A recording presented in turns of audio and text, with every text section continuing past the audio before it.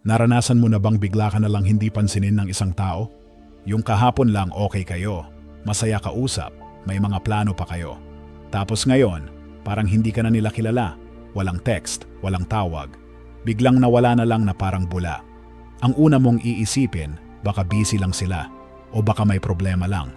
Pero habang tumatagal, napapatanong ka, may nagawa ba akong mali? Ako ba ang may kasalanan? Pero eto ang totoo, kapag ini-ignore ka ng isang tao, kadalasan, hindi yun aksidente. Desisyon nila yon. Hindi ka nila kakausapin, hindi nila ipapaliwanag. Basta tatahimik na lang sila at lalayo. At ang masakit pa, minsan hindi dahil may ginawa kang masama, kundi dahil nagbago ka, umangat ka, o hindi ka na nila kailangan. Pero ito ang dapat mong tandaan, hindi mo kailangang habulin ang mga taong umiiwas sa'yo. Hindi mo kailangang magtanong ng paliwanag. Ang tunay na lakas ay nasa pag-intindi kung bakit ito nangyayari at sa hindi pagdamdam sa katahimikan ng iba. Kaya bago natin pag-usapan ang mga dahilan kung bakit ka biglang ini-ignore, pakinggan mo muna ang kwento ni Ethan. Isa siyang mabait na tao, laging handang tumulong at maraming kaibigan. Pero isang araw, unti-unti siyang iniwasan ng mga taong malapit sa kanya. At dahil doon, natutunan niya ang isang malalim at makabuluhang aral mula sa isang matandang mentor. Isang aral na pwedeng magbago ng pananaw mo sa pananahimik ng ibang tao. Kaya manatili ka hanggang dulo, dahil baka ito na ang sagot sa tanong na matagal mo nang iniisip. Kwento ni Ethan, ang kandila at ang hangin. Si Ethan ay isang mabait at mapagkakatiwalaang tao.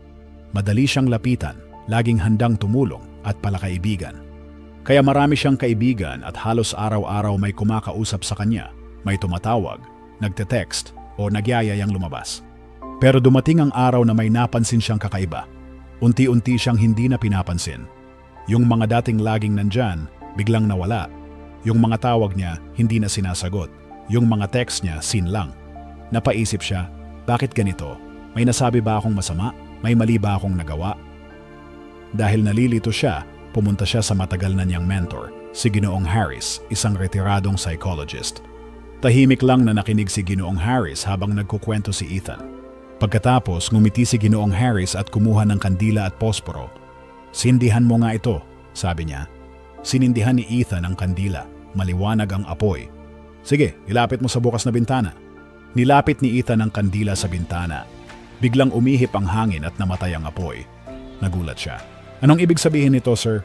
Sabi ni Ginoong Harris, yung apoy, ikaw yan. Kapag tahimik ka lang, walang pumapansin.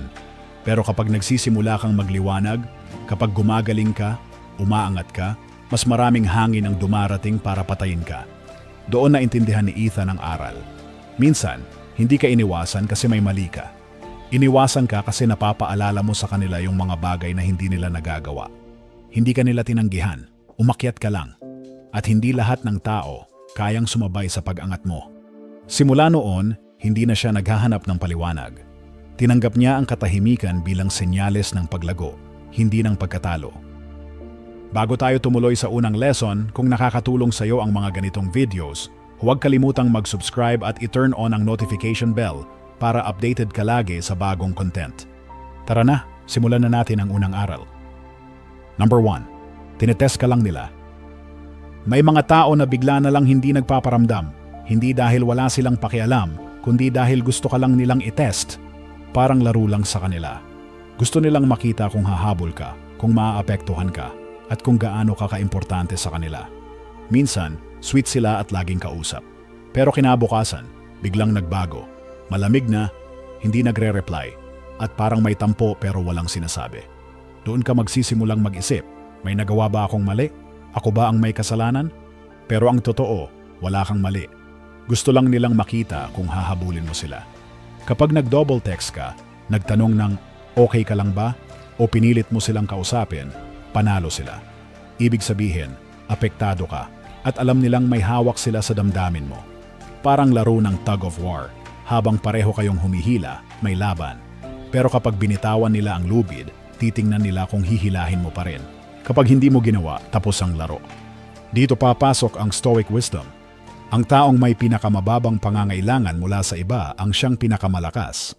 Ibig sabihin, kung hindi mo kailangan ng atensyon o papuri para maramdaman mong mahalaga ka, doon ka nagiging totoo at matatag. Hindi mo kailangan maghabol, mag-explain, o magpakumbaba para lang mapansin. Ang tunay na lakas, nasa pananatiling kalmado kahit hindi ka pinapansin. May kakilala ako dati na ganito. Close kami. Pero kapag ako yung nagiging tahimik or busy, bigla siyang nagiging malamig. At kapag ako yung nauunang mag-message, tsaka lang siya babalik. Dumating yung oras na tines ko rin siya. Hindi ako nag-text, hindi ako nagtanong. Tahimik lang ako. Alam mo nangyari? Pagkalipas ng ilang araw, siya ang unang nagparamdam. Para bang walang nangyari. Doon ko na-realize, hindi siya umalis dahil may mali ako. Gusto lang niyang makita kung hahabulin ko siya. Pero dahil hindi ako nag-react, wala na siyang kontrol sa akin. Paano mo ito haharapin? Una, pansinin ang pattern. Kapag paulit-ulit nila itong ginagawa, hindi yan aksidente. Pangalawa, huwag mong kagatin ang pain. Kung alam mong sinusubukan ka lang, manatiling tahimik at kalmado. Pangatlo, alalahanin ang halaga mo. Hindi mo kailangang patunayan ang sarili mo sa mga taong ginagawang laro ang damdamin mo. At sa huli, tandaan mo, ang tunay na koneksyon ay pareho ang effort, hindi sinusubukan. Kung gusto ka lang nilang i-test, hayaan mo silang maglaro mag-isa. Dahil ikaw, wala ka na sa laro na yan. Number 2, wala na sila makukuhang benepisyo sa'yo. May mga tao sa buhay natin na akala natin tunay na kaibigan. Lagi silang nandyan, ka-chat, kausap o kasama. Pero ang totoo, nandyan lang pala sila habang may napapakinabangan pa sila sa'yo. Baka ikaw yung laging nagbibigay ng tulong, oras o advice. Ikaw yung tagapakinig kapag may problema sila. Pero pansinin mo, nung wala na silang kailangan, bigla rin silang nawala. Tahimik, walang paalam, walang paliwanag, wala na lang talaga. Parang cellphone na puno na ang charge, aalisin na lang sa saksakan. Ganyan ang ibang tao. Habang may nakukuha pa sila sa'yo, atensyon, suporta o kahit anong pabor, siksik sila sa'yo. Pero pag wala na silang mahugot, iiwan ka na lang. Masakit, oo, pero huwag mong sisihin ang sarili mo. Hindi ikaw ang problema, sila ang may ugaling makasarili. Dito papasok ang Stoic wisdom. Attach yourself to what is true, not to those who are temporary. Ituon mo ang sarili mo sa mga totoo, hindi sa mga panandalian lang. Ang ibig sabihin, huwag mong ibigay ang puso mo sa mga taong nandyan lang kapag may kailangan. Yung mga tunay, hindi umaalis kahit wala silang nakukuha. Nandyan sila kasi pinapahalagahan ka nila, hindi lang yung kaya mong ibigay. Ang totoong relasyon, hindi dapat puro bigay at kapalit. Dapat may respeto, malasakit at walang kondisyon. May nakilala ako dati na laging sweet, laging kausap. Pero napansin ko, halos lahat ng chat niya may kasunod na pabor. Pwede ba akong humingi ng tulong? May maipapayo ka ba? Tumutulong naman ako kasi akala ko kaibigan ko siya. Pero isang araw, tinesting ko. Hindi ako nag-reply agad. Hindi ako nagpaka-available. Alam mo anong nangyari? Wala na siyang follow-up. Bigla rin siyang nawala. Doon ko naintindihan. Hindi ako ang gusto niya, kundi yung tulong ko. Paano mo ito haharapin? Una, maging mapanuri. Kapag laging may kailangan tapos nawawala pag di mo napagbigyan, red flag na yan. Pangalawa, itigil ang paghahabol. Kung nawala sila nung wala na silang makuha, hayaan mo sila. Hindi mo sila nawala, nakaiwas ka sa fake. Pangatlo, piliin ang mga tunay. Yung kahit wala silang kailangan, nandyan pa rin. Yung hindi lang lumalapit kapag may gusto. At higit sa lahat, tandaan mo, hindi mo trabaho punan ang pangangailangan ng mga taong ginagamit ka lang. Hindi ka power bank, hindi ka saksakan, isa kang tao, may puso, damdamin, at sariling halaga. Kung sa tingin mo ay nakatulong ito, paki-like at subscribe para sa mas marami pang makabuluhang aral. Number 3. Na-impluwensyahan sila ng iba.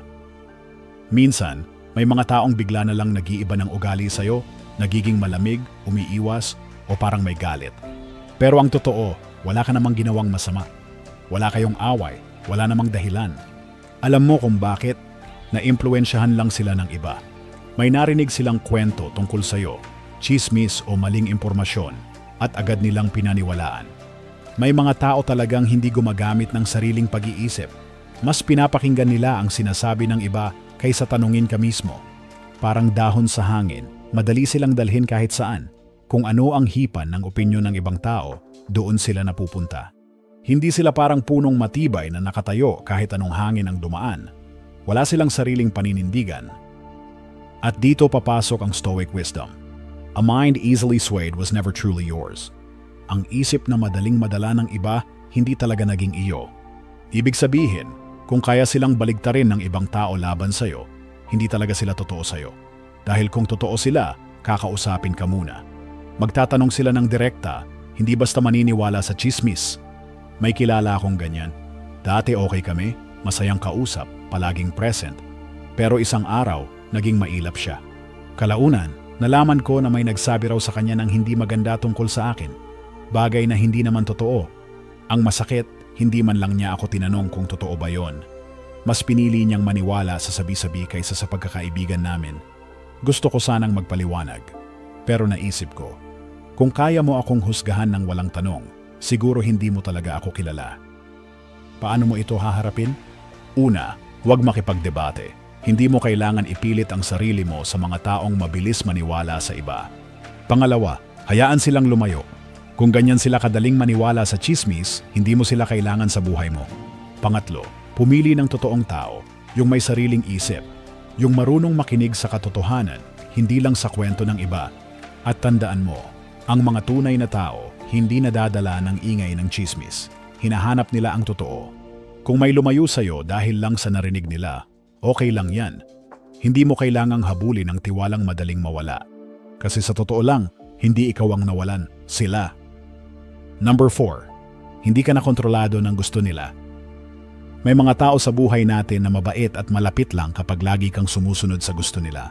Pero kapag nagsimula ka ng magdesisyon para sa sarili mo, doon mo makikitang unti-unti silang lumalayo. Dati, ikaw yung laging oo kahit pagod ka na. Tahimik ka lang kahit alam mong mali sila. Sumusunod ka lang para walang gulo. Pero nung natuto kang tumayo sa sarili mong desisyon, nagsimulang magsabi ng hindi, napansin mong nagbago sila. Hindi na sila kasing lambing. Bigla silang naging malamig. Parang may tampo kahit wala ka namang ginawang masama. Nagkaroon ka lang ng sariling boses. Parang puppet na pinutol ang tali. Habang may tali, hawak nila ang kilos mo. Pero nung pinutol mo na, hindi ka na nila makontrol. Kaya nawala rin ang interes nila. Dito pumapasok ang Stoic wisdom. The price of independence is the loss of those who wanted you dependent. Ang kapalit ng kalayaan mo ay ang pagkawala ng mga gustong kontrolin ka lang. Ibig sabihin, kapag pinili mong maging malaya, asahan mong may mga taong lalayo. Yung mga gusto ka lang kasi kaya ka nilang paikutin. Oo, masakit. Pero kung gusto ka lang nila kapag sunod-sunuran ka, hindi sila tunay na kaibigan. May karanasan ako dito. May dati akong kakilala na gusto siya lang lagi ang nasusunod. Kapag may sarili akong opinyon, pinapalabas niyang mali ako. At kapag nagsimula akong mag-set ng boundaries, sasabihin niyang nagbabago na ako. Noong una, tiniis ko. Pero dumating yung time na napagod na ako, kaya pinili kong hindi na magpapakontrol. Anong nangyari? Bigla siyang nawala, tahimik, walang paliwanag. Doon ko na-realize, hindi ako ang nagbago. Ayaw lang niyang tanggapin na hindi niya na ako hawak. Paano mo ito haharapin? Una, tanggapin mong hindi lahat matutuwa sa pagbabago mo, lalo na kung hindi ka na nagpapakontrol. Pangalawa, huwag matakot tumayo para sa sarili. Kung lumayo sila dahil hindi mo na sila sinusunod, okay lang yon. Pangatlo, igalang ang sarili mong desisyon. May karapatan kang magsabi ng hindi. May karapatan kang pumili ng para sa'yo. At tandaan mo, ang tunay na kaibigan hindi mo kailangang sundin para mahalin ka. Kung ang tingin nila sa'yo ay valuable lang kapag sumusunod ka, mas mabuting mawala sila. Dahil yung mga natira sa tabi mo, sila ang totoo. Number 5. Nai-insecure sila sa pag-unlad mo. Mapapansin mo, habang gumagaling ka sa buhay at umaangat, may ilang tao na unti-unting lumalayo. Hindi dahil may masama kang ginawa, hindi dahil may atraso ka, kundi dahil nai-insecure sila sa pagbabago mo. Dati, pareho kayo ng takbo ng buhay, magka-level. Pero nung nagsimula kang magbago, naging mas seryoso, mas goal-oriented, mas maayos, nakaramdam sila ng kaba. Natatakot sila na maiiwan mo na sila. Imbes na sumabay o ma-inspire, naramdaman nilang naiiba ka na, kaya lumayo sila.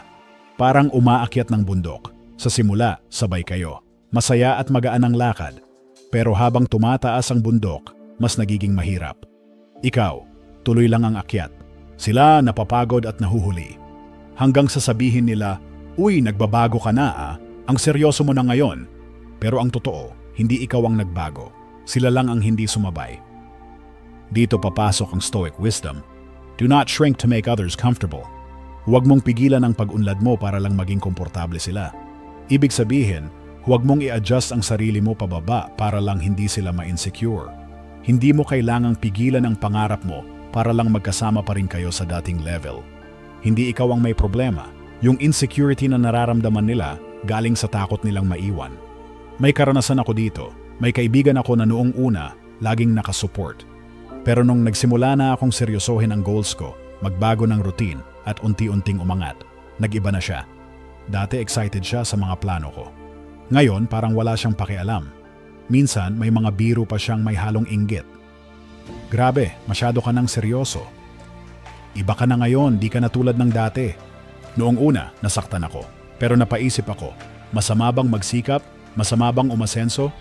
Kung hindi nila kayang sumabay, hindi ko na trabaho na hilahin sila paakyat. Paano mo ito haharapin? Una, huwag mong pigilan ang sarili mo. Kung nai-insecure sila sa growth mo, problema na nila yon. Pangalawa, pansinin ang pagbabago sa ugali nila. Kung lumalamig sila habang ikaw ay nagfo-focus, baka hindi talaga sila tunay na supporter. Pangatlo, hayaan mong maiwan ang dapat maiwan. Hindi lahat ng kasama mo sa simula, makakasama mo sa dulo. At tandaan mo, ang tunay na kaibigan, natutuwa sa pag-angat mo. Hindi nai-insecure, kundi nag-cheer. Kung may lumayo, hindi ikaw ang nawalan. Sila ang pumiling maiwan. Number 6. Na-expose mo ang totoo nilang ugali. May mga tao sa buhay natin na akala natin mababait, totoo, at mapagkakatiwalaan. Pero habang tumatagal, unti-unting lumalabas ang tunay nilang ugali.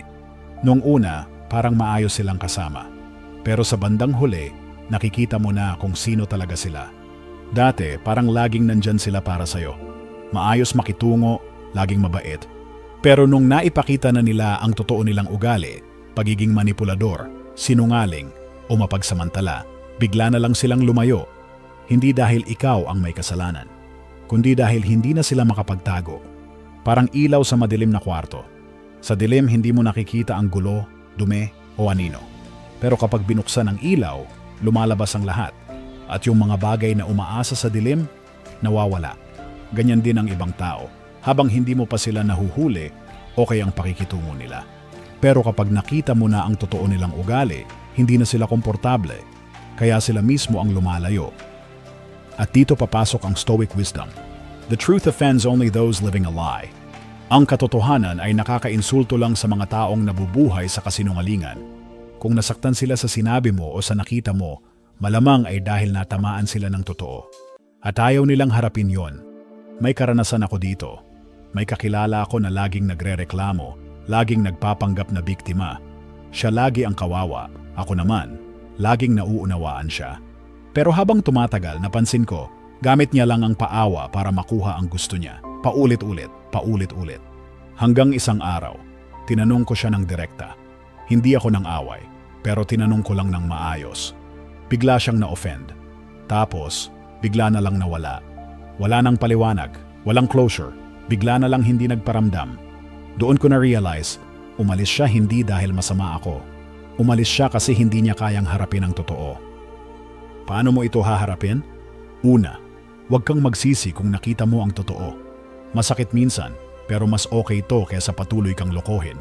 Pangalawa, hayaan mong lumayo ang mga nagpapanggap. Kung hindi nila kayang tanggapin ang ugali nila, problema na nila yan. Pangatlo, panindigan mo ang katotohanan.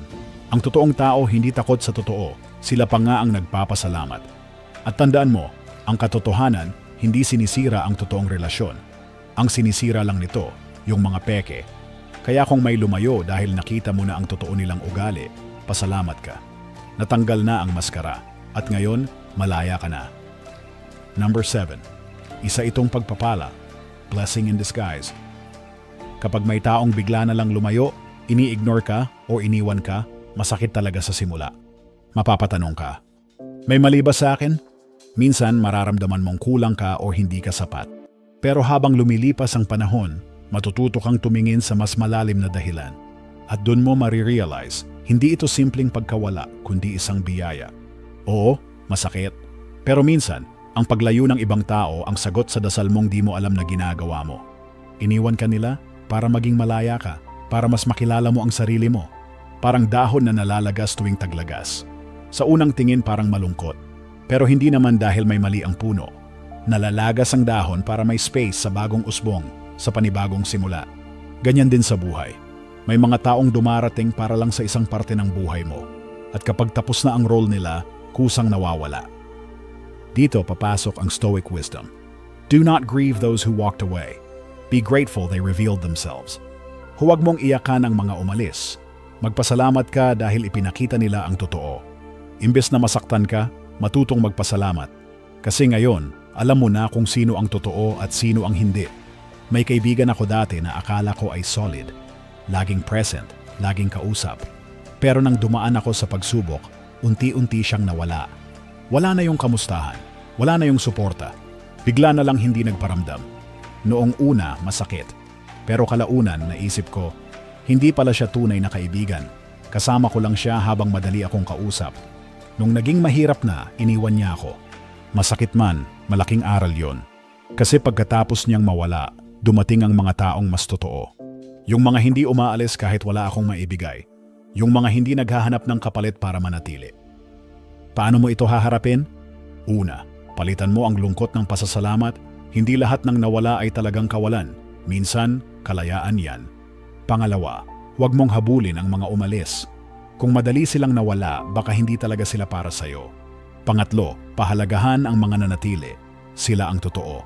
Sila yung pipiliing manatili kahit wala kang maibigay. At tandaan mo, ang pananahimik hindi laging masama. Minsan proteksyon yan, minsan din direksyon. Kung may umalis sa buhay mo, pasalamatan mo sila. Dahil binuksan nila ang espasyo para sa mga taong totoo. At doon mo marirealize, hindi ka iniwan. Inilayo ka lang sa mga hindi talaga para sa'yo. Conclusion, ang pananahimik ay sagot. Sa buhay, hindi lahat ng bagay kailangang ipaliwanag. Minsan, yung pagtahimik ng isang tao ay sapat na para maintindihan mo ang totoo. Huwag kang matakot sa katahimikan, kasi minsan, yun na ang sagot. At ang pag-ignore nila sa'yo, hindi ibig sabihin na wala kang halaga, kundi kailangan mo lang lumiko sa tamang direksyon. Iniwasan ka nila, hindi dahil kulang ka, kundi dahil lumalaki na ang pananaw mo, umaangat ka na, at hindi lahat handang sumabay sa pag-angat mo. Kaya imbes na magalit ka, magpasalamat ka na lang. Dahil sa pagkawala nila, mas naging malinaw kung sino talaga ang totoo. Mas nakilala mo rin ang sarili mo. Sa huli, ito ang dapat mong tandaan. Hindi lahat ng nawala ay kawalan. Minsan, tinatanggal ng Diyos ang mga taong hindi na dapat manatili. Kung may natutunan ka sa video na ito, mag-comment ka ng thank God. I-share mo rin ito sa mga kaibigan mong kailangang marinig ang ganitong mensahe. At syempre, i-like mo ang video at mag-subscribe ka para sa mas marami pang Stoic wisdom sa Tagalog. Mga aral na simple, malinaw, at makakatulong habang lumalago ka sa buhay. Salamat sa panonood. Hanggang sa susunod, manatiling kalmado, matatag, at totoo.